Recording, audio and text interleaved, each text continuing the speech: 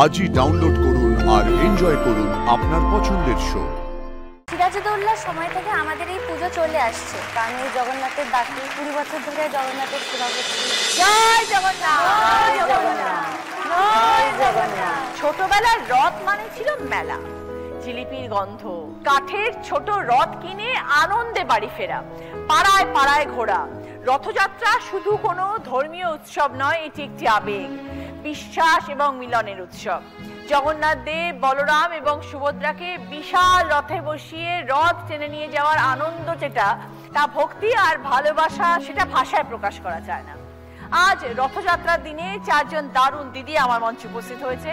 সবাইকে নিয়ে আজকে আমরা রথযাত্রা উদযাপন করব। আপনাদের সবাইকে স্বাগত এবং রথযাত্রার অনেক অনেক শুভেচ্ছা অভিনন্দন। আজকে এখানে জগন্নাথ দেব, বলরাম এবং সুভদ্রা তিনজনেই বিরাজমান। আজকে থেকে 3 দিন ওনারা সবাই থাকবেন এখানে এবং আমরা রথযাত্রা উদযাপন করব। জয় জগন্নাথ, জয় জগন্নাথ।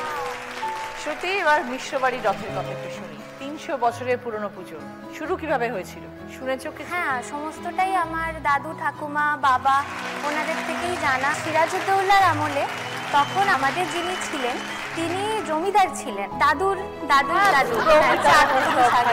হ্যাঁ, তো উনি ওনার সঙ্গে সিরাজউদ্দৌলার যোগাযোগ হয় এবং উনি এই ব্যাপারে আমাদের বাড়িতে মন্দির প্রতিষ্ঠা করার ব্যাপারে উৎসাহী হন এবং প্রত্যেক মাসে উনি সেটার জন্য টাকা পাঠাতেন আমাদের বাড়িতে। সেই রথ তবে থেকে চলে আসছে এবং আজকে এই নিয়ে 300 বছর অতিক্রম করে গেছে। গ্রামের প্রচুর লোক এর সঙ্গে জড়িত রয়েছেন এবং আমাদের স্নান পূর্ণিমা থেকে সমস্ত কিছু শুরু হয়।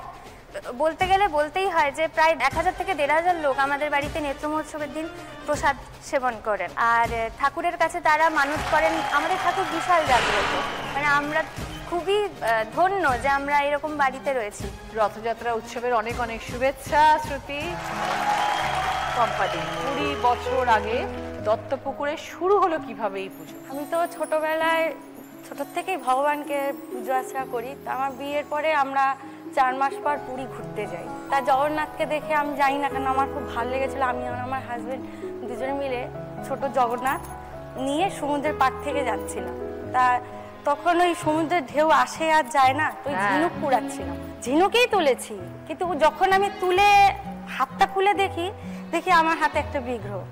আচ্ছা, তো আমি তখন বুঝতে পারিনি যে সেটা জগন্নাথ না বলরাম, কারণ তখন রংটা অত ভালো ছিল না, খালি চোখ ছিল, মুখটা ছিল, মাথার উপরে ফোনাটা ছিল। তখন সবাই আমার সঙ্গে যারা ছিল তারাও বলল যে তুই তো অনেক ভাগ্যবান যে এই রথে পুরীতে এসে তুই জগন্নাথ পেলি, আবার জগন্নাথ নিয়েও যাচ্ছিস। বাড়ি এসে আমাদের ঘরে ছোট্ট একটা সিংহাসন ছিল, সেখানে আমি আমার জগন্নাথকে বসালে, প্রতিষ্ঠা করলাম। আর আমাদের ওখানে দত্তপুকুর নামহট্ট হয়। আমি আমার শাশুড়ি মা যেহেতু বৈষ্ণব মতে দীক্ষিত ভক্ত, উনি আমরা প্রসাদ ভুজি। জগন্নাথকে আমি জড়িয়ে ধরে বলেছিলাম আমি কিছু চাই না, আর কোন পথে হাঁটবো আমি জানিও না, তুমি আমাকে তোমার মন মতো করে তৈরি করে দাও।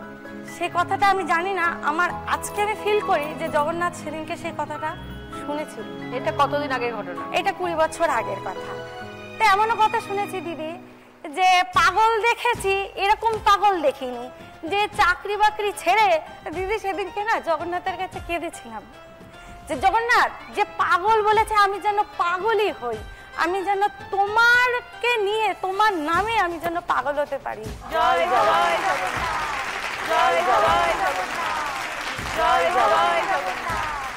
রথযাত্রার অনেক অনেক শুভেচ্ছা রইল তোমাকে। আজ তুমি আমাদের মাঝে আসলে, এত কথা বললে, ভালো লাগলো শুনে।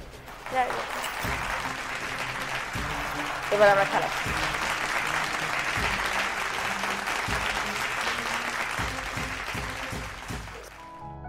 সুমনা দি, এবার একটু আপনাদের পুজোর ব্যাপারে কথা।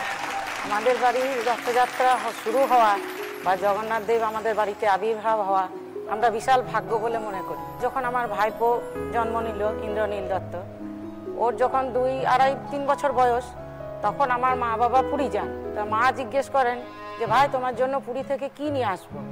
তখন ও বলল আমার জন্য জগন্নাথ নিয়ে আসবে।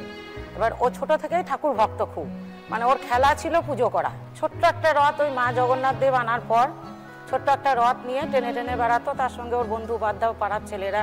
ও বড় হতে যত থাকে রথও তত বড় হতে থাকে, একটার পর একটা রথ করতে থাকে ও। কিন্তু রথের পুজোও ছাড়ে না, নিজেই পুজো করতো। যখন বড় হলো তখন পুরোহিত ডেকে পুজো করা হলো। তারপর ও যখন জি বাংলায় গেল তখন ও মনে মনে বলেছিল যে ঠাকুর, আমার যদি পয়সা বেশি হয় আমি বড় করে তোমার পুজো করব।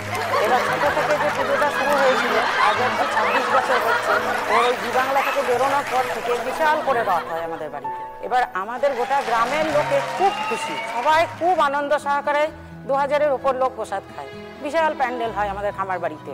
সবটাই কি এখন ইন্দ্রনীলের আয়োজন? ওগুলো সব হ্যাঁ আমরাই সবাই মিলে তৈরি করি বাড়িতেই, ও সব আয়োজন করে, আমরা সঙ্গে সাথে সবাই থাকি। তুই এতদিন এখানে এসেছিস, কখনো বলিসনি তো তুই জগন্নাথ ভক্ত?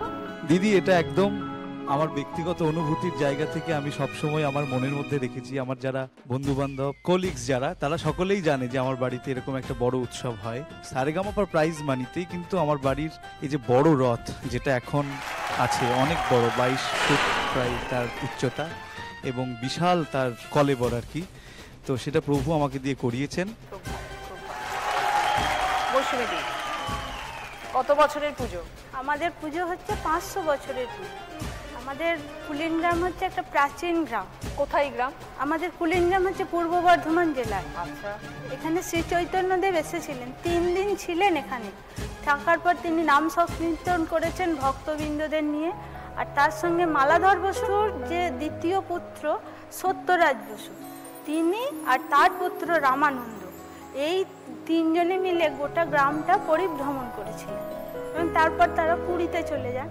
পুরীতে চলে যাওয়ার পর যখন শ্রী চৈতন্যদেব পুরীতে ছিলেন তখন সত্যরাজ আর রামানন্দ দুজনেই পুরীর রথের সময় প্রত্যেক বছর যেতেন।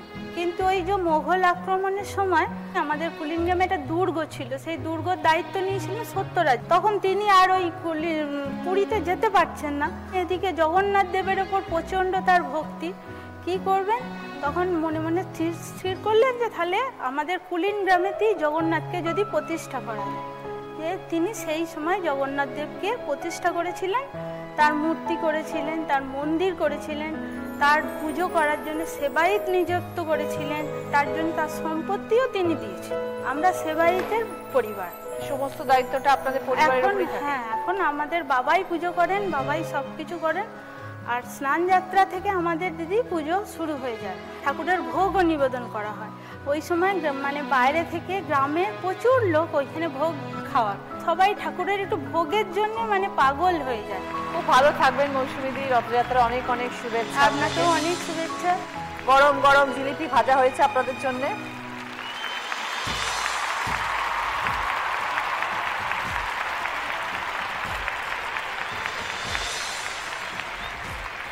দেখা হবে আগামীকাল, ভালো থাকবেন সবাই।